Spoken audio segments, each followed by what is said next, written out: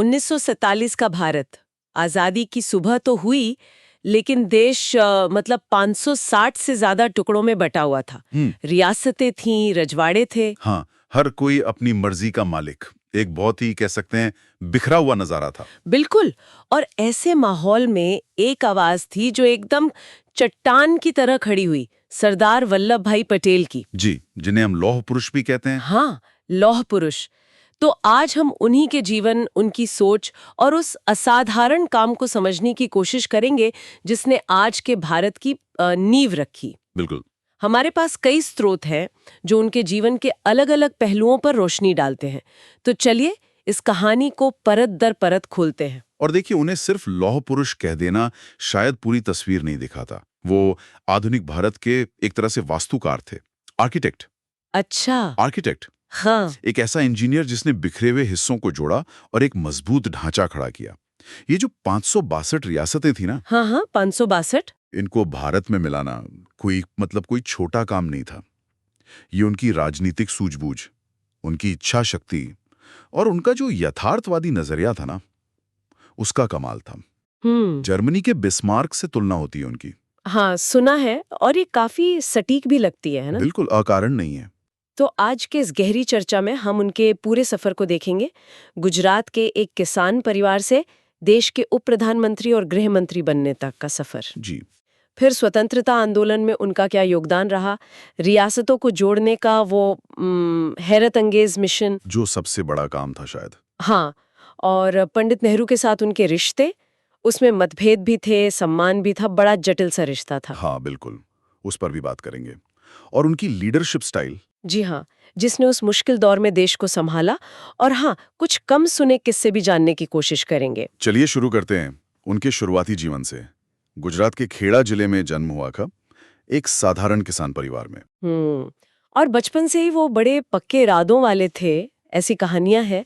वो फोड़े वाली घटना। हाँ हाँ, वो तो बहुत मशहूर है। कहते हैं कि बचपन में कोई फोड़ा हो गया था उनको। हाँ? और जब वो जो चीरने वाला था वो थोड़ा हिचकिचा रहा था, तो बालक वल्लभ ने खुद ही गरम सलाख उठाई और उसे फोड़ दिया बिना उफ किए। कमाल है। मतलब ये तो उनके फौलादी मिजाज की पहली झलक थी शायद। बिल्कुल। लेकिन पढ़ाई का रास्ता सीधा नहीं था उनका। हाँ, ये भी सुना है। 22 साल की उम्र में मैट्रिक पास की। जी हाँ, 22 की उम्र में। पर सपना था वकील बनने का और इंग्लैंड जाने का। अच्छा। उसके लिए खुद ही मेहनत की, दूसरों से किताबें मांग मांग कर पढ़ी और वकालत की परीक्षा पास कर ली। लगन देखिए। कमाल की लगन थी। और वो बड़े भाई विठल भाई वाला किस्सा, वो भी उनके चरित्र पर रोशनी डालता है। हाँ, वो भी बड़ा दिलचस्प है। असल में इंग्लैंड जाने के लिए टिकट आया वीजे पटेल के नाम से। वीजे पटेल। अच्छा, दोनों भाइयों के इनिशियल सेम थे। हाँ, तो विठल भाई बड़े थे। वल्लभ भाई ने कहा नहीं, पहले आप जाइए। अपना सपना, अपनी बारी उन्होंने टाल दी। ये त्याग और परिवार के लिए सम्मान दिखाता है। बिल्कुल। फिर वो वकील बने, पहले गोधरा में, फिर अहमदाबाद में, और काफी सफल क्रिमिनल लॉयर बने। उस समय का उनका रहन सहन काफी अलग था, कहते हैं। हाँ, उस समय तो वो अंग्रेजी सूट बूट पहनते थे, क्लब जाते थे, ब्रिज खेलने का शौक था, पश्चिमी अंदाज था काफी। लेकिन उनकी कर्तव्य निष्ठा, वो पत्नी के निधन वाली खबर। हाँ, वो भी एक मिसाल है। कोर्ट में बहस कर रहे थे, तभी तार मिला कि पत्नी झवेरबा का निधन हो गया है। ओह। बताते हैं उन्होंने तार चुपचाप जेब में रख लिया, अपनी बहस पूरी की, केस जीता और उसके बाद सबको बताया। ये अनुशासन और अपने काम के प्रति समर्पण गजब का था। जी। फिर 36 की उम्र में वो आखिरकार इंग्लैंड गए, बैरिस्टर बने और वहां भी क्लास में टॉप किया। बिना किसी फॉर्मल कॉलेज डिग्री के। ये भी बड़ी बात है। हाँ, लेकिन दिलचस्प यह है कि राजनीति में तब भी कोई खास रुचि नहीं थी। तो फिर ये बदलाव कब आया? गांधी जी से मुलाकात, क्या वो टर्निंग पॉइंट था? हाँ, गांधी जी से मिलना ही उनके जीवन का सबसे बड़ा मोड़ था। 1917 की बात है। खेरा में किसान लगान और सूखे से बेहाल थे। गांधी जी को एक स्थानीय मजबूत नेता चाहिए था जो आंदोलन संभाल सके। पटेल उस समय अहमदाबाद के जाने माने महंगे वकील थे। हाँ। लेकिन गांधी जी ने बुलाया तो उन्होंने अपना जमा जमाया करियर, अपना वो पश्चिमी रहन सहन सब एक झटके में छोड़ दिया और किसानों के बीच कूद पड़े। ये बहुत बड़ा फैसला रहा होगा। बहुत बड़ा। यहीं से उनके सार्वजनिक जीवन की, उनकी देशभक्ति की यात्रा शुरू हुई। और खेड़ा सत्याग्रह 1918 का जी, वो कामयाब रहा, उनकी पहली बड़ी जीत। जी हाँ। फिर असहयोग आंदोलन में भी उन्होंने गुजरात का नेतृत्व संभाला, विदेशी कपड़ों की होली जलाई, खुद भी खादी पहनने लगे। पूरी तरह से बदल गए। बिल्कुल, काया पलट हो गया। लेकिन वो सिर्फ आंदोलन करने वाले नेता नहीं थे, उनमें प्रशासनिक क्षमता भी थी। अच्छा, वो कैसे? जब वो अहमदाबाद म्युनिसिपैलिटी के अध्यक्ष बने तो उन्होंने शहर में काफी सुधार किए। पानी, बिजली, सफाई, इन सब पर बहुत ध्यान दिया। मतलब जमीन से जुड़े नेता थे जिन्हें पता था कि काम कैसे करवाना है। ये बात सही है। और फिर आया 1928 का बारदोली सत्याग्रह। ये तो उनके जीवन का एक मील का पत्थर माना जाता है। हाँ बिल्कुल, सरकार ने लगान बहुत ज्यादा बढ़ा दिया था। पटेल ने किसानों को जिस तरह से एकजुट किया, गांव-गांव घूमे, लोगों में हिम्मत भरी, वो कमाल था। और महिलाओं की भी बहुत भागीदारी रही इसमें। हाँ, महिलाओं ने बहुत बढ़ चढ़कर हिस्सा लिया। सरकार ने दमन भी किया, जमीनें जब्त की, लेकिन लोग डटे रहे पटेल के नेतृत्व में। और अंत में सरकार झुकी। आखिरकार सरकार को झुकना पड़ा, लगान वृद्धि वापस लेनी पड़ी। ये बहुत बड़ी जीत थी। और यहीं पर उन्हें सरदार की उपाधि मिली, बारदोली की महिलाओं ने दी। जी हाँ, बारदोली की महिलाओं ने उन्हें प्यार से सरदार कहना शुरू किया और ये नाम उनके साथ हमेशा के लिए जुड़ गया। इस जीत ने उन्हें एक राष्ट्रीय नेता बना दिया। बिल्कुल, गांधी जी ने भी उनकी दृढ़ता देखी और उन्हें लौह पुरुष कहा। और 1931 में वो कांग्रेस के अध्यक्ष भी बने, कराची अधिवेशन में। कराची अधिवेशन, हाँ, और वो अधिवेशन बहुत महत्वपूर्ण था।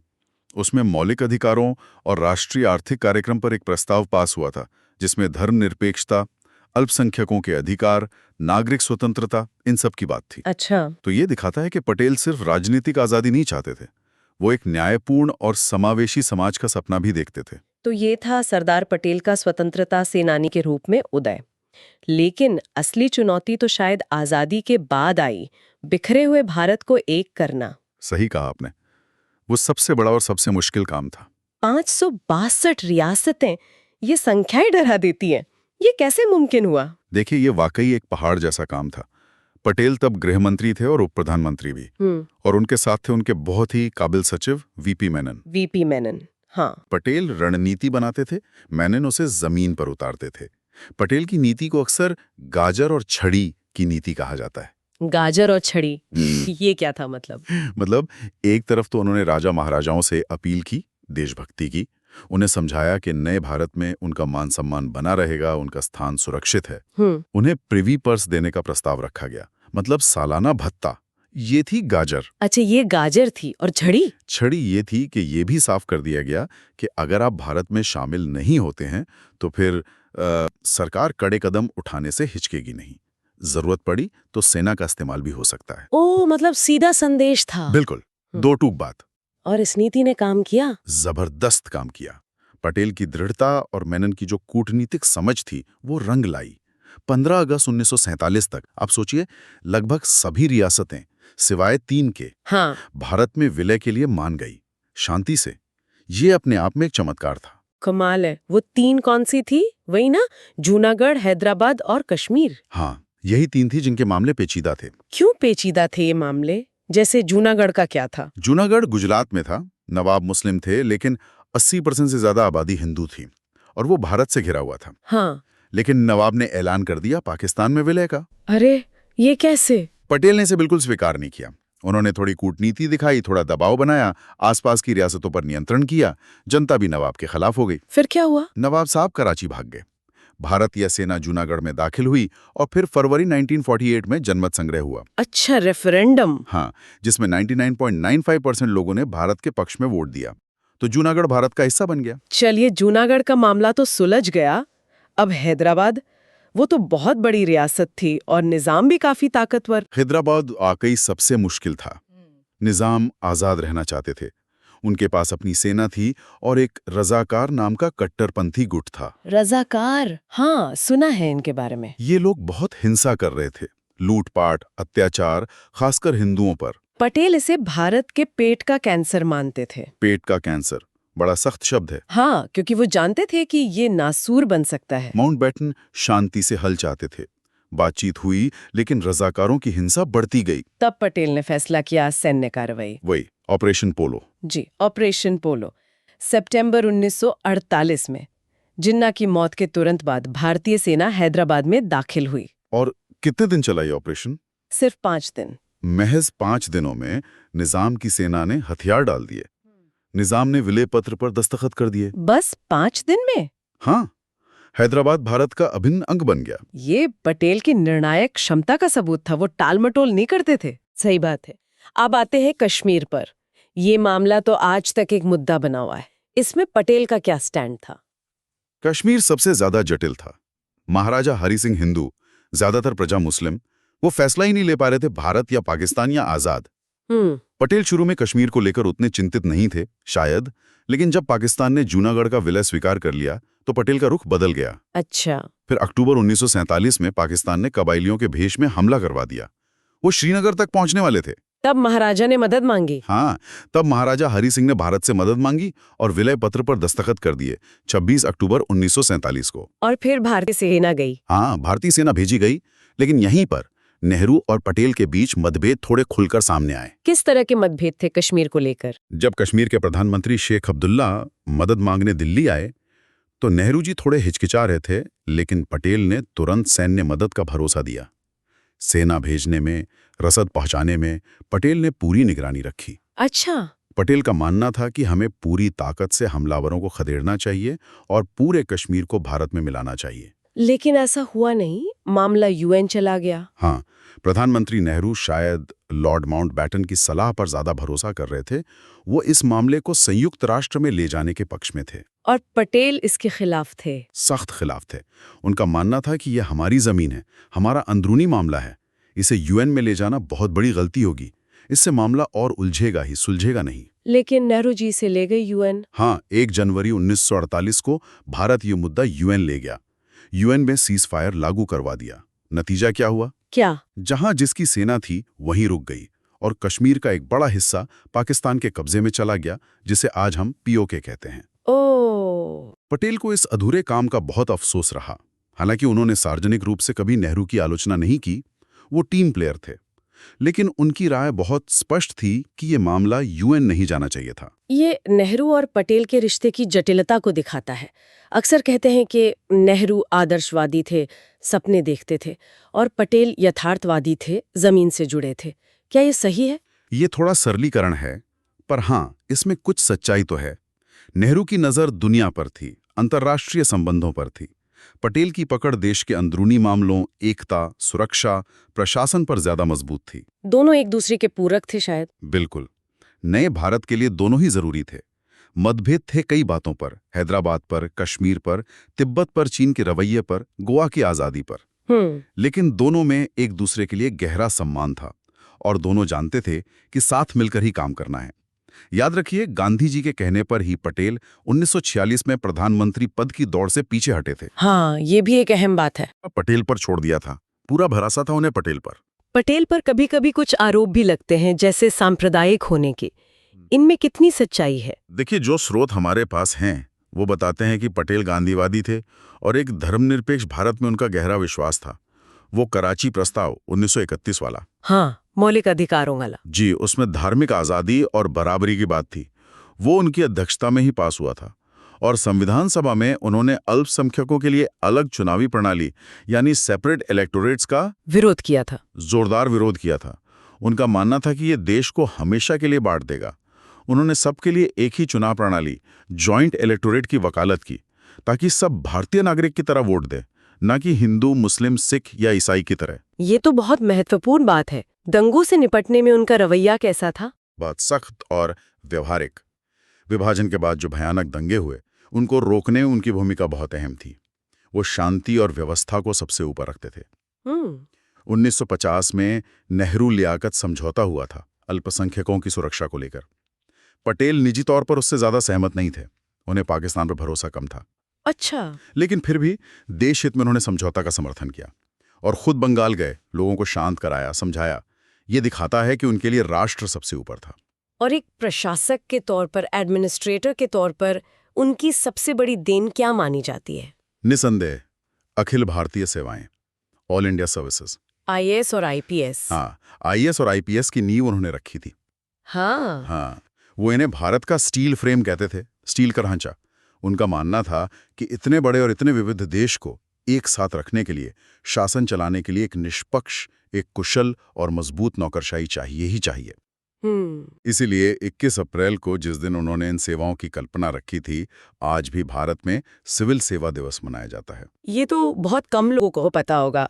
उनकी लीडरशिप स्टाइल को अगर कुछ शब्दों में बताना हो तो? निर्णायक, डिसाइसिव, अनुशासित, डिसिप्लिन्ड, व्यावहारिक, प्रैग्मेटिक और राष्ट्र प्रथम, नेशन फर्स्ट। इसका कोई उदाहरण? गांधी जी की हत्या के बाद देखिए, उन्होंने बिना एक पल गंवाए आरएसएस पर प्रतिबंध लगा दिया। हाँ। और ये प्रतिबंध तब हटाया जब आरएसएस ने कुछ शर्तें मानी, जैसे संविधान के प्रति निष्ठा, तिरंगे का सम्मान और हिंसा का रास्ता छोड़ना। ये उनकी निष्पक्षता और दृढ़ता दिखाता है। वो फैसले लेने में हिचकते नहीं थे। सही। उनके जीवन से जुड़े कुछ और दिलचस्प किस्से भी हैं, जैसे वो अमूल डेयरी वाला, उसमें उनका क्या रोल था? हाँ, ये भी बहुत दिलचस्प है। गुजरात के खेड़ा जिले में दूध उत्पादक किसान थे।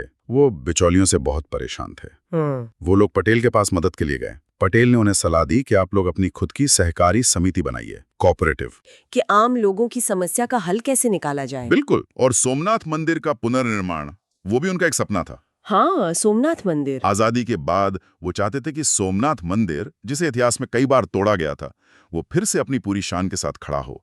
उन्होंने इसके लिए ट्रस्ट बनवाया, पैसा जुटाया और खुद उसकी नींव रखी। ये उनके लिए भारत की सांस्कृतिक विरासत के पुनरुत्थान का प्रतीक था। और एक और चीज जो उनकी दूरदृष्टि दिखाती है, वो है चीन के बारे में उनका वो मशहूर पत्र। हाँ, बिल्कुल। नवंबर 1950 में, अपनी मृत्यु से बस कुछ हफ्ते पहले की बात है, उन्होंने नेहरू जी को एक लंबा पत्र लिखा था। उसमें क्या था?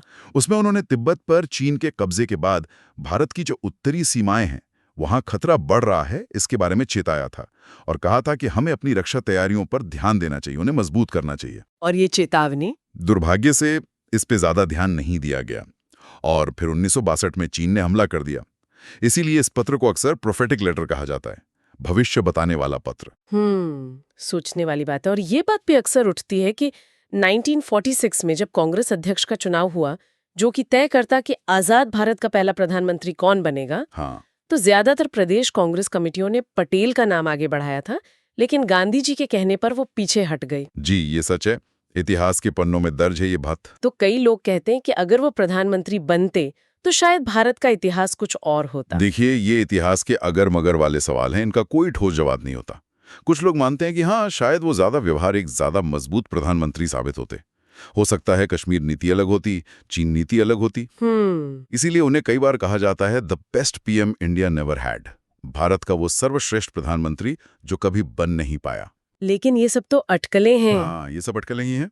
सच्चाई तो यह है कि उन्होंने गृह मंत्री और उप प्रधानमंत्री के तौर पर देश की जो सेवा की, खासकर भारत को एक करने में, वो अपने आप में अतुलनीय है। उसका कोई मुकाबला नहीं। तो आखिर में अगर हम समेटना चाहें तो सरदार पटेल की विरासत क्या है? हम आज उन्हें कैसे याद करें? उनकी सबसे बड़ी देन क्या है? मेरे ख्याल से उनकी सबसे बड़ी विरासत है एक भारत, अखंड भारत। उन्होंने 562 बिखरे हुए टुकड़ों को जोड़कर एक राष्ट्र का रूप दिया। ये कोई छोटी बात नहीं है। सही। उनका जो व्यावहारिक राष्ट्रवाद था, उनकी जो फैसले लेने की हिम्मत थी और संस्थाओं को मजबूत करने पर उनका जो जोर था, जैसे सिविल सेवाएं, ये सब आज भी बहुत प्रासंगिक हैं, बहुत रेलेवेंट हैं। वो हमें यही सिखाते हैं कि राष्ट्र हित, देश का हित हमेशा व्यक्तिगत या पार्टी के हितों से ऊपर होना चाहिए। और गुजरात में बनी उनकी वो विशाल प्रतिमा, स्टैच्यू ऑफ यूनिटी, शायद इसी एकता और उनके महान योगदान का प्रतीक है। हाँ, बिल्कुल। उनका संदेश बहुत साफ था, हम सब पहले भारतीय हैं, बाद में कुछ और। उन्होंने कहा भी था कि देश एक जहाज की तरह है जिसे किनारे लगाने के लिए सबकी एकजुट मेहनत जरूरी है। जी हाँ, और ये सोचने वाली बात है कि अगर आज पटेल होते तो वो किन चुनौतियों पर सबसे ज्यादा ध्यान देते। हाँ, क्या लगता है? मुझे लगता है वो आज भी शायद राष्ट्रीय एकता, अनुशासन, आंतरिक सुरक्षा और अच्छे शासन यानी सुशासन पर ही सबसे ज्यादा जोर देते। उनकी प्राथमिकताएं यही होती। उनका जीवन हमें यही याद दिलाता है कि मतभेद हो सकते हैं, अलग अलग विचार हो सकते हैं, लेकिन जब देश के सामने कोई चुनौती हो तो उसका सामना मिलकर ही करना पड़ता है। बिल्कुल। उनकी एक बात के साथ आज की चर्चा खत्म करते हैं। उन्होंने कहा था, हमें आज सभी ऊंच नीच, अमीर गरीब, जात पात के भेद मिटा देने हैं। हम सब भारत माँ की संतान हैं। आपसी मदद और प्रेम से ही हम अपने देश को महान बना सकते हैं। बहुत सुंदर बात कही, और ये विचार आज भी उतना ही, बल्कि शायद पहले से ज्यादा महत्वपूर्ण है। बिल्कुल। इसी विचार के साथ आज की एक गहरी चर्चा समाप्त करते हैं।